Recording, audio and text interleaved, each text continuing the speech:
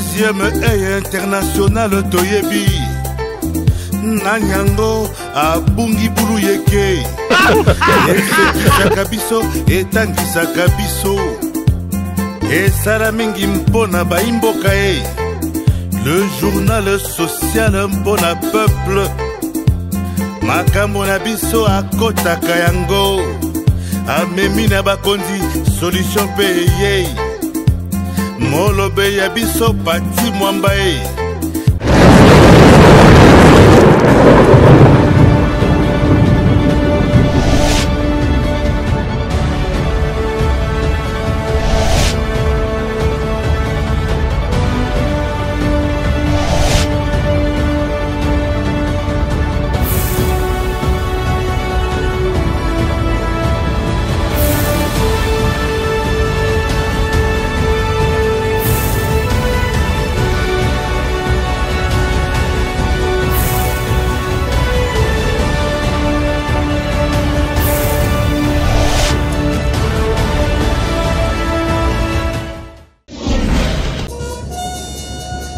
Il a servi la nation congolaise, il a servi le monde en menant le bon combat au sein de la force publique lors de la Deuxième Guerre mondiale 40-45. Le caporal Albert Kounoukou, lui qui pouvait raconter du vécu de l'histoire de la Deuxième Guerre mondiale avec des mots sûrs et bien placés, s'est éteint le 25 novembre 2022 à Kinshasa des suites d'une maladie à l'âge de 100 ans. 7 mois plus tard, après être élevé par le roi de Belge Philippe le 8 juin 2022 à Kinshasa, en présence du président de la République Félix Antoine Tshisekedi Tshilombo au rang de commandeur de l'ordre de la couronne, l'ancien combattant Albert Kounoukou sera inhumé ce vendredi 6 janvier à la nécropole entre ciel et terre. Le chef de l'État, en sa qualité de commandant suprême des forces armées de la République démocratique du Congo, a rendu les derniers hommages à ses vétérans ce vendredi à l'esplanade du cinquantenaire. Une reconnaissance de toute la nation à cet ancien combattant, le tout dernier de l'histoire de la Deuxième Guerre mondiale. Aussitôt arrivé, le chef de l'État, Félix Antoine Tshisekedi Tshilombo, s'est incliné devant le cercueil de l'illustre disparu avant d'exprimer sa compassion à la famille éplorée et de la réconforter. Une brève exhortation par le révérend pasteur Alphonse Madiadia sera suivie des absoutes avant de passer au témoignage de sa famille biologique et du professeur José Adolphe Voto, réalisateur des films L'ombre des oubliés et Mon caporal, dont le défunt, le caporal Kounoukou, était l'acteur principal. Ils ont été impliqués dans une vingtaine de pays. Ils ont libéré le Rwanda, le Burundi, la Tanzanie. Ils ont combattu au Nigeria. Ils ont été au Cameroun. Ils ont vaincu les Italiens en Éthiopie. Ils ont été en Palestine. Kounoukou pratiquement été à Birmanie. Ils ont combattu aux côtés des Américains, aux côtés des Anglais, aux côtés des Français. Ils ont combattu contre les Chinois, contre les Japonais, contre les Italiens, contre les Allemands. Et donc, c'est eux qui ont fait véritablement la guerre mondiale. Originaire du Congo central, le caporal Albert Kounoukou Ngoma est né le 8 février 1922 à Léopoldville, l'ancienne appellation de Kinshasa. En 2015, une médaille lui sera décernée par la Russie et une attestation signée par le président russe Vladimir Poutine à l'occasion de la 70e anniversaire de la victoire des Alliés durant la Deuxième Guerre mondiale lui était remise. Le caporal Kounoukou Ngoma repose désormais en paix après avoir servi dignement sous les drapeaux.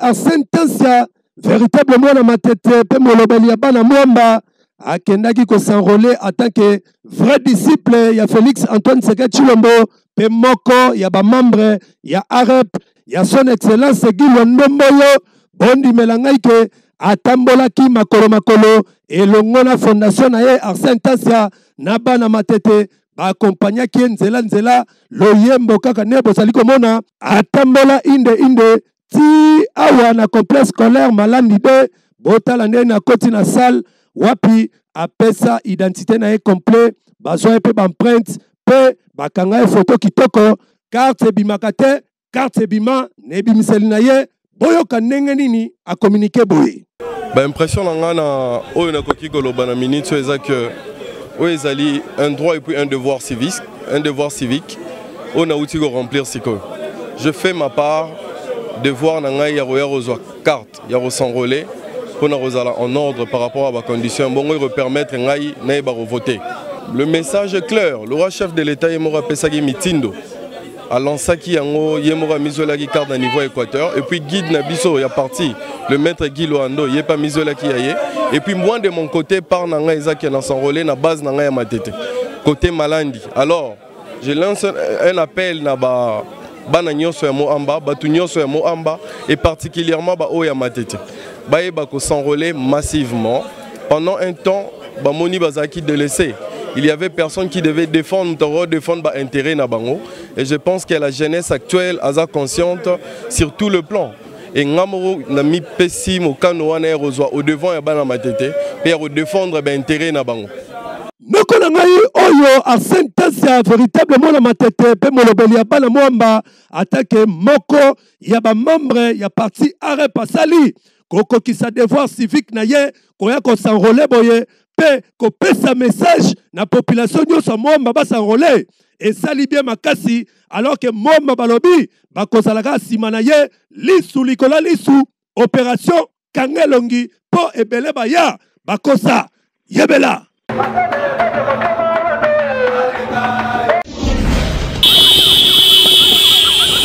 Noko na ngai eyinaki mabe na atterrissage forcé ya Jean-Louis Bokumu véritablement na mboka oyo azali président fédéral ya INC Maluku akitaki pona kokisa devoir civique na ye c'est-à-dire ko s'enrôler bondi melangai ke Maluku ezalaki tombé sans résistance engaye atambolaki makolo kaka ndenge Jésus-Christ akotaki na Jérusalem bondi melangai fanfare na mupanzi bawe wapi bazali kokende inde elongo na babase na ye awa ezalaki ambiance ya kosakana te ti na bureau ya enrôlement wow apesa identité na ye ebongo photo ezwamaka te ezwami bazwa baprinte na ye ebongo carte ebimaka te carte ebima ebimisene libanda boyoka ndenge akomunikaki boye bana Maluku ngai wa bino fédéral Jean-Louis Bokumu Ekamba na uti ko remplir devoir civique na malamu na zui carte d'électeur na ngai yango na sengi na bino bana nyonso ya Maluku bino pe bozwa carte d'électeur o ezali carte moko sanction oyebi ndenge mboka etambolaki moko ndenge etamboli mboka oyo bino moko boyebi tokosama te na mulangi ya masanga na mulangi ya nini oyo ali carte oyo ekosanctionne mutu nyonso tu oyo atambolaki mabe oyo asalaki mabe na kati ya mboka tosengeli tozwa carte oyo mpona eleko ntango ekokokama maponami topona mutu oyo asengeli nga na stemsaka bino te baegyptien bozomona bango lelo oyo bakozala lisusu te toyeba kopona mutu ya malamu na Maluku bato nyonso bayebi ke Maluku eza deya kokufa nyonso ayebi yango Maluku eza kokufa je dis très haut Maluku eza kokufa to sanctionner na moment oyo ekoki puisque toza na molobeli ya malamu te toluka molobeli oyo akolobela biso akobongisa mboka ya Maluku yana ngai kaka ndenge boyoki Jean-Louis Bokumu véritable mwana tchango alobeli bino bokende ko s'enrôler kobuka na tendeko na ngai bokende ko s'enrôler massivement po bovote lobi utile alobela bino na parlement oyo esali bien makasi. Article 15 eloba fait pepe kale na mutoki na onde kolia jeune oyo bozali komona komona ye Jérémy azali nzambe spécialiste ya mikongo o babengaka mikobos ye na secteur oyo akanga kwena ye ezali isolé mais okokanisa batu bazalaka te mais tango batu bayaka kaka pona mikongo wana ezali danger gu ya kosakana te na badi na kwanga elekaka pepele mais boyo kaye moko nini a communiquer ki boye comme na Jérémy tega mi Congo awa na quartier Kilat numéro 49 na communication so kana biloko ndenge na tega kana sombaka biloko ebele po biloko elanga mabe bato balia asoma be pisi ya 200 yana ya rouge vraiment anja matungulo wana sombaka tu na balususu na somi ba sasi ba koni bon na ba prix to ndenge na tega ezana moso ezala 500 600 700 moso pe 400 ezana na kataka ba jeune wana ndenge na do esbango boyeke ba point wana bazalo banda eza biete po bazo kenela kuluna tout cela buyibi eza tina te faut que le moke po soki loki nzampe apamboli okoma musika na vie oyo ezali exemple à suivre yo jeune ozali kaka na coin po otolaka batu alors que ngonga yango yo peye kola ta mikongo ntaba osalaka po lobi nango ozala pe utile na société yebela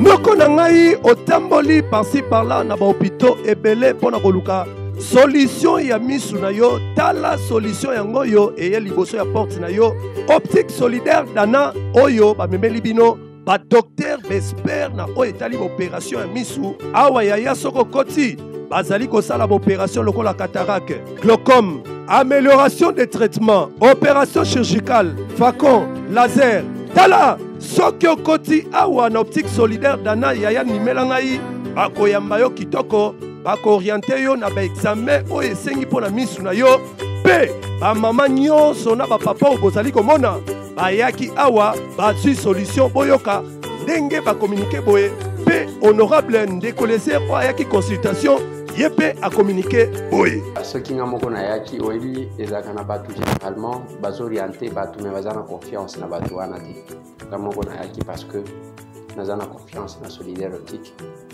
napesaka témoignage moko miso na nga batalanga yango 2 fois aux États-Unis même prescription ya lunette oyo basalela ngai na oyo solidaire ayaki kopesa ngai ya une grande différence. C'est comme ça qu'ils estimaient que ça ne servait à rien ya kokende koluka plus loin kozwa pembeni parce que pas seulement que j'encourage bakolo solidaire monsieur Michel entre autres parce que akeko memela biso oyo bato balukelaka visa balukelaka séjour amemeli biso yango awa c'est vraiment une facilité et je suis très content. Il y a intervention ndenge elekaki na ndenge nazomona évolution awa nayaki contrôle le pansement basalaki nga lobi na ye pansement mais je trouve que ça va bien natamboli vraiment mingi mpona solution ya misu taba opéré ngai yo taba longoli ngai bande tu es témoin na moni vraiment lisusu na moni donc awa des solutions. On a fait l'opération tellement que j'avais peur et je suis attendue, je croyais que ça sera comment ça va se passer mais dans moins de quelques minutes on a terminé et sans douleur, sans quoi. Vraiment que Dieu bénisse les intervenants et les médecins en question. Le docteur Ali m'a dit que ça s'était très bien passé. Présentement là, on vient de m'enlever les pansements. Les résultats finaux c'est dans 10-15 jours. Je suis en train de voir.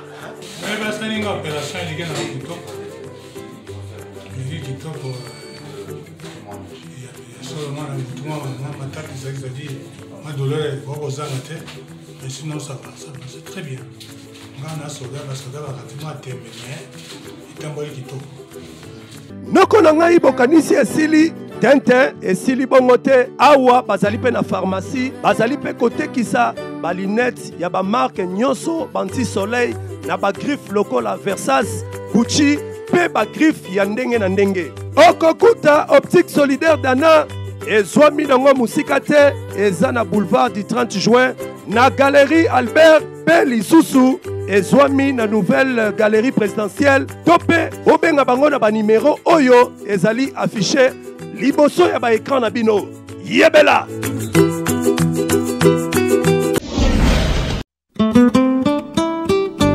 Bonjour, bonjour. Bonjour. Nazo Luka agence Assir pour la voyager Libana Mboka. Agence Assir. Mais Yamot Africa Travel. Donc tu accompagné. Étudiante finaliste dans la agence de voyage Assir crédible. Oyo koki ko voyager na facilité nyonso yangoyo Africa Travel ya mwana mboka Muzembo Apesibino voyage à Chypre. Ofele, c'est-à-dire visa liboso, mongo nasima, il suffit, oya kakana passeport na yo, dans 7 jours, visa na yo soke bimi, ne opesi $1850. Botuni ngai, avantage esali nini? Avantage esali, kakana $1850 na yo, osali na droit inscription, visa, plus frais académiques. Noko na ngai kobuka na te yo étudiant dans la place ya sur yango yo ba escroquer bino mingi awa bacheli bino visa ezali ofele visa liboso mbongo na sima. Noko na ngai okanisi esili Jakoko esila bango awa na Africa Travel bazali na ba service yele lokola vente de billets d'avion, assistance visa d'études, visa d'affaires, visa touristique. Otuningai adresse Swabik na Batokoma, Basali na commune Lemba, na route bypass en face ya église Résurrection, na quartier école, na avenue Lou numéro 2. Tope benga bango na ba numéro ezali affiché na écran na bino. Yebela. Bana bayango santa kitoko ntoto makasi suka na mbimbi oyo suka na mbimbi potiva poto pona ba bébé pro meilleure qualité toujours vitamines protéines et puis échanger prité 800 francs toujours 800 francs poto kitoko pona ba bébé pro Baba yango santa kitoko ntoto makasi suka na mbimbi oyo suka na mbimbi Makusa Cotivat poto kitoko pona ba bébé pro. Noko na ngai qui a dit que le cadet ya ACP parti cher ya gouverneur de la ville Jantiningo Bilambaka pe vrai défenseur ya banafuna pe mwana ya solo makala akokende ko s'enrôler Luvulu na bao boni melangai ke Mukanjila Asani Guillaume akenaki ko s'enrôler n'impact na idéologie engaye botala simanaye base mobimba ya makala et bongo barate bazo zéro likolo na yo fanfare na mupanzi basali koyemba basali kobina basali ko accompagner ye inde avenue par avenue akoma awa na place oyo ya ko s'enrôler na collège Kuti akota na kati apesa identité na ye complet attaque vrai congolais pe bakanga photo apesa empreinte na ye et bongo carte bimakate et bima ne bimiseli na ye boyoka ndenge nini a communiquer boye nazana ba sentiment patriotique premièrement ya carte d'électeur na sali devoir et puis na remplir en a base na ngai vu que makala depuis un bon moment batikaki ko vraiment ko natif ya makala te o bakoka ko défendre makala comme il faut. Alors le lot na s'est décidé ki kena et longo na base na ngai to ya ko zo carte et puis ba pesa nga confiance na ba élection o ezali ko ya pona ko lobela commune na biso ya makala mais vraiment ba carte ndenge ba to bazali ko lobela ke ezali na qualité ya bien te na carte na ngai je suis satisfait.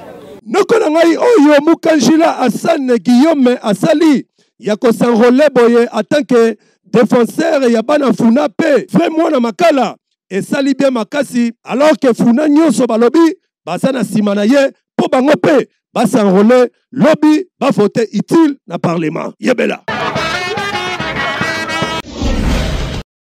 Noko na ngai boni melangai ke parti politique CODEP na mulai nango convention de démocratique du peuple oyo ekumamaka epai ya Simon Mulamba Mputu a délégaki deuxième président de la Ligue des jeunes en charge de la jeunesse mais c'est trésor pour akende installer parti politique awa na commune Kisenso boni melangai ke désormais bana Kisenso tala mutu oyo akozala kokumela parti politique CODEP ana Kisenso yeyo mais c'était Phil Mulumba Kanyuka boni melangake bana kiseso bazalaki na sengo makasi ya komona représentant na bango pe ba question tunamaki ba réponse betamaki dada et bongo tangu yemoko monsieur Trésor azwaki maloba alekaki na ko expliquer bango que parti politique Codep oyo baboyi na bango makambo tribalisme bazali na bango derrière président de la République Félix Antoine Tshisekedi Tshilombo pe asengaki na bana kiseso nyonso baleka na kosomba fiche d'adhésion pe baleka na komi komisa po bazala ba membre na kati ya parti oyo. Bon, merci beaucoup monsieur le journaliste. Na base yo moko ndo monaki déjà ebele ya bato bazalaki awa ezalaki d'abord uniquement pour na implanter parti na biso na kati ya commune ya Kisenso.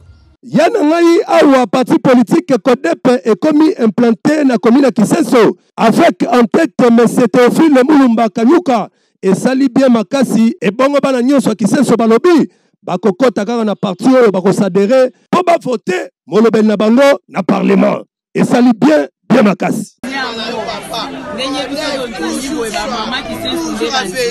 Pour le peuple, puis c'est le soutien. Donc, il est beau, ça, papa. L'amour,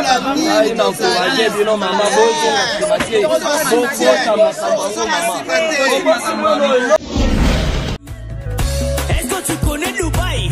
Tu connais le goût de ça? Yo, oyebi Dubaï? Étudiante de la occasion Oyo, agence de voyage L13 Travel à Pesibino, pona kokende kotanga na mikili ya poto, et bongo yo noko Oyo orevaka kokende kosala na poto, tope kofanda kuna.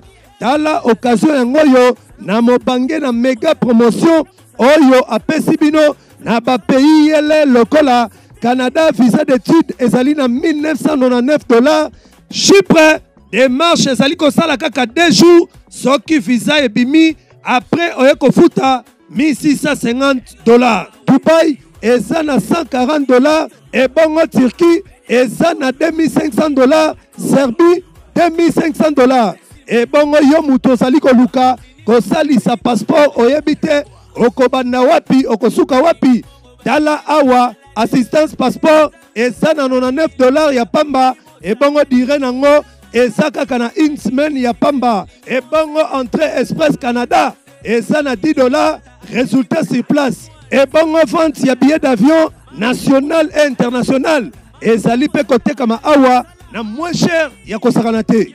ESA agence de voyage L13 Travel a organisé méga promotion fin de l'année où ezali na période juste décembre.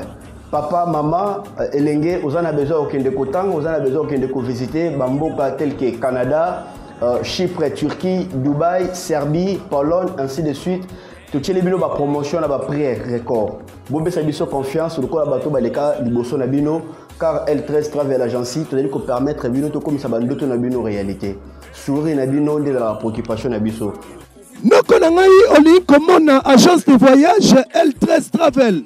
Bazwami musika te bazali na commune alimentaire na quartier industriel na 8e rue wana en face ya église ministère Amen. Topé boko so bango lisusu na 7e rue industrielle na numéro 1 à diagonale na Afriland Bank.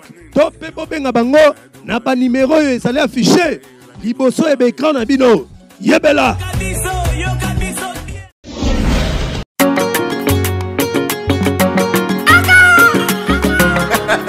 Eko Congo yokanga bien visa assistant oyo ezali agence de voyage crédible fiable sokombo esa mokili na yo bazali wana na baservice yele bokofaide te awa bazali baagent bien qualifié oyo bayebi kosala traitement ya dossier ti yo kende na poto bazali na visa d'études, visa ya touriste, visa ya soins médicaux, visa d'affaires bazali mpe koteka ba billet d'avion na mbongo muke penza e bongo espace Schengen ba bosani bino te bazali mpe kopesa voyage ya États-Unis d'Amérique e bongo Canada lala ponga ya bebe mpo bato ebele bakenda Canada mpo bapesa bango toujours confiance grâce au management de Vanda basukaka wana te bazali mpe na méga promotion veut dire méga promotion visa touristique mpe visa ya roi mini na $999 ya pamba lobi bien $999 kuna oza na assistance visa prise en charge assurée assurance voyage bapapa bamama visa assistance travel ebengi bino boya ebele bino bozalaka na mposa kovoyage visa assistance travel ebengi bino tozosala badémarche ya bamboka ebele bapays lokola Canada tozosala badémarche ya visa d'étude visa touristique bapays lokola États-Unis France Belgique Angleterre Chypre ebengi bino boya ebele epai na biso bokozala desi te soki bokenda kuna esimba te boya epai na biso ekosimba tobengi bino boya ebele mpona makambo etali passeport boya tozosala badémarche ya passeport na mwa ntango moke boya ebele ya na ngai bokozwa visa assistant mosika te awa na numéro 1 ya avenue Lodja na quartier Lodja na commune Kasavu pour référence en face ya Rimka topé bobenga bokaka numéro ezali affiché ebe ekran na bino bozwa ide noko tozali awa na quartier Mombele na commune ya Limete bozime na ngai ke population ya quartier oyo bazali kokema makasi na eteli mai ya komela veut dire basali une semaine et demie mokoka mai ebimaka te awa ozokipe te mwana moke mokolo papa maman simba bidon cantine kende koluka mai awa bapompe etika lokola échantillon mpe esthétique ya podium kasi ta bamonaki caméra ya micro ya deuxième international bulu eke bazalaki koloba te bokani bakommunikaki boye toza na Mombele na Kimangulu numéro 20 papa tolingi tozonga bamboka mai eza te courant eza te tokomi soki 6 jours mobimba mai te bayaka mpe na bafacture baosala biso boye tokima mboka tozonga wapi tokende bamboka na biso Kimangulu koto nyonso banda seti likolo mai ezobima te tozokemba mwaye te biso toolamba bamalewa bamama bebe donc tozokemba papa toyebi te soki eza nini ezide ezo azokanisa nini bana bazokufa na okeluka mai na Kingabwa Njili Matete siko biso tozala na perte na bafamille na biso mpo na ye aya kotika facture oyo to aya kotika facture te turo biso tofuta mai te mpo ye mutu akati mai amoni pompe ndenge ekaokiti neti nga mobange boye nabela maladi ya makolo lelo 4 jours nayebi ni mai ndenge ezalaka na nzoto te siko nakobima ndeni oyo tozosenga na bakonzakaki dezo boya kotrouve solution ya lombangu mpe population bazolela makasi na kombo na bino so botiki bango boye kozala mabe makasi keliki beni yaka yango oyo boyebela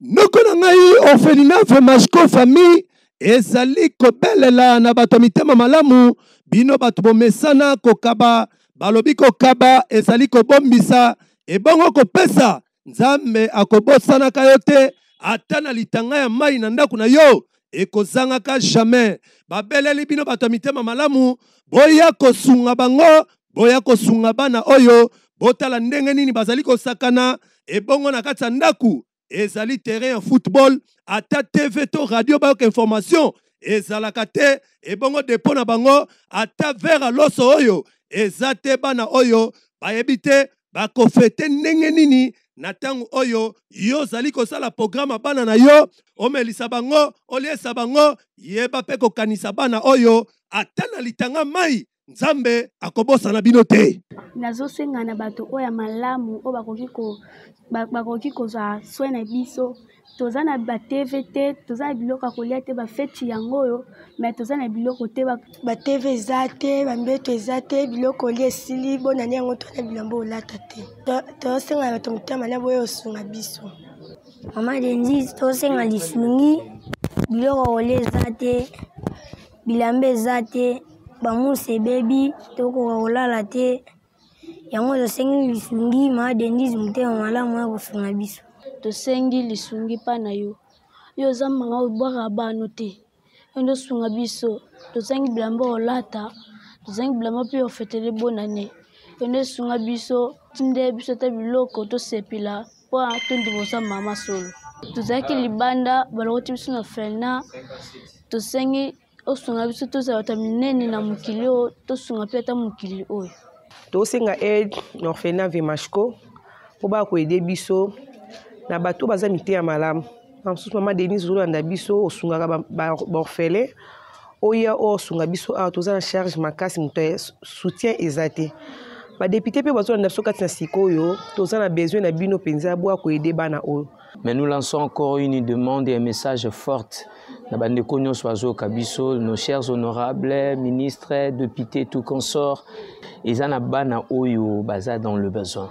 Ils en bana oyo que nous appelons de Domini, bana o bazanga ki baboti, bazanga ki famille, mais qui ont retrouvé une nouvelle famille qui est l'orphelinat Vemashko Famille, une famille des orphelinats, une famille des ONG. Nous avons lancé un message fort, de partout, Boya pour soutenir ces enfants, Boya pour orienter ces enfants. Vous avez ici un échantillon d'enfants où les à la soutenir. Les enfants sont nombreux où les nabino kosunga bango. Comme la fin de l'année, Dieu t'a gardé, Dieu t'a protégé durant toute cette année, pendant 365 jours. Mais une façon quand même d'en dire merci à Dieu, quelle que soit ta religion, c'est de venir faire du bien à ses enfants. C'est de venir déposer son swadaka à ses enfants, faire son aumône à ses enfants. Et je crois que c'est bien ça, la vraie religion, qui consiste à faire du bien aux faibles, à faire du bien aux démunis. Nokolangai oli komona orphelinat Vemashko famille, ezwami musika te, ezwabi kina papier koma. Et soit mis na commune Njili, na quartier 10, na numéro 57, na avenue Madouda, Osamo Bimba, Tope Benga Bango, na ba numéro yesale affiché, liboso ya bekran na bino, yebela. Tokomi na mama balinga mingi na banda kuna bino eseksa bino makasi bulu ekalelo, butuna ne tunami Tolanda.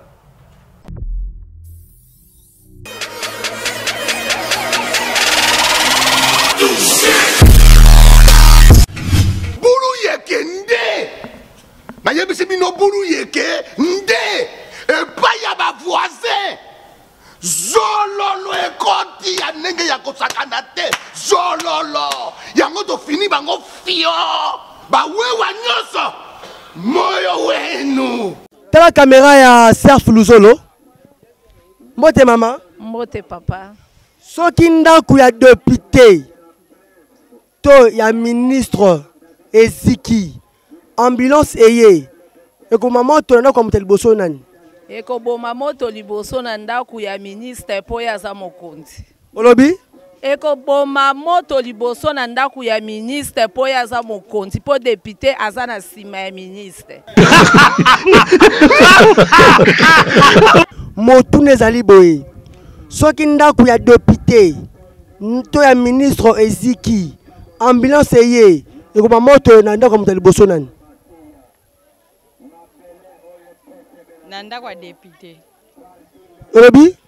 Nanda kwa député.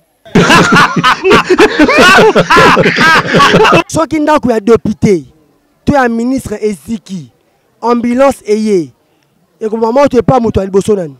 Ambulance ebomaka moto te. Ambulance eza pona komema mutu oyo aziki. Mais ndaku bakobomango na camion oyo bonatie sandio ebomaka moto. Nanu ya ministre te po azali kola député te. Siko ba boma nene wana eza ambulance po emema mutu. Siko ko boma moto nde. Babengi ambulance aboma moto na ndaku. Yo ndikaka. Maka moto te. Ambulance eza pona komema mutu. Soit to azika kinde ambulance komema ye. Mutu ne ezali boyi. Soki ndaku ya député ne ya ministre peli moto. Ambulance ye. Yo maman qui pas nani. Nako ninga ministre. Na bibo soki ndaku ya ministre na ya député peli moto. Ambulance eye. Et maman te pas nani muteliboso. Et pas ministre. Poani. Ah. Pona nini siko mutuna nini ngana koloba. Ka ndeka na poni yangwana. Député te ka ministre.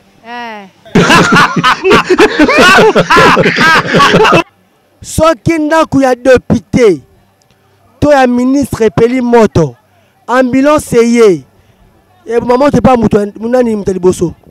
Pardon? Soki ndaku ya député to ya ministre e peli moto ambulance ye e bomba e ko bana bo maman te pas nani. Ambulance ezala te. Oui, bon, maman, tu es anti-incendie. Est-ce que même pas député, pas ministre? Mais ce qui monte, ou bien cause bien en d'accord ministre, ou bien en d'accord député, bah ou bien il standard, il y a vitesse et bon, mi monte, c'est ça? Ambulance, même ce qu'ambulance est. Ambulance, il anti-incendie. Soit qui monte et paye pas député, ton ministre, ambulance et bon maman t'es pas là, t'es le bosso. Et bon maman t'es pas ministre. Oui.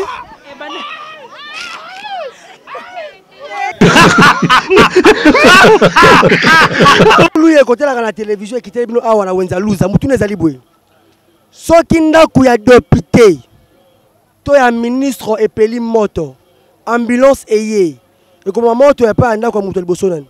E ko be pa ya ministre po mboka na biso yo e ko be pa ya ministre po ndako na biso batala kaka mutu azali kola muninga nde basali nini ba ko wela ka ministre po na nini.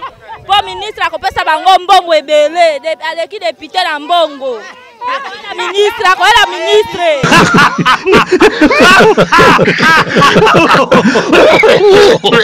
bomonde nini buleke ekoteli bino na bandako boseki bokanga bapanzi bolana se maintenant ça na bino ke ntango boza koseka bozwaka na stilo mpona kokoma soki ndako ya ministre to ya député epeli moto ambulance eyaka koboma moto te me ezalaka camion ya anti incendie nde ebomaka moto ambulance ezali wana mpona komema maladi vers hôpital tozali na bapage rose oyo.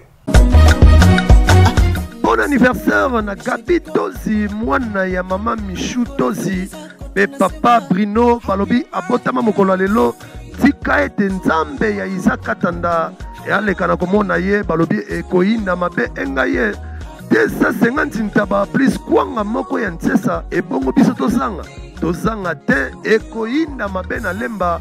Bon anniversaire na Gabi Tozi.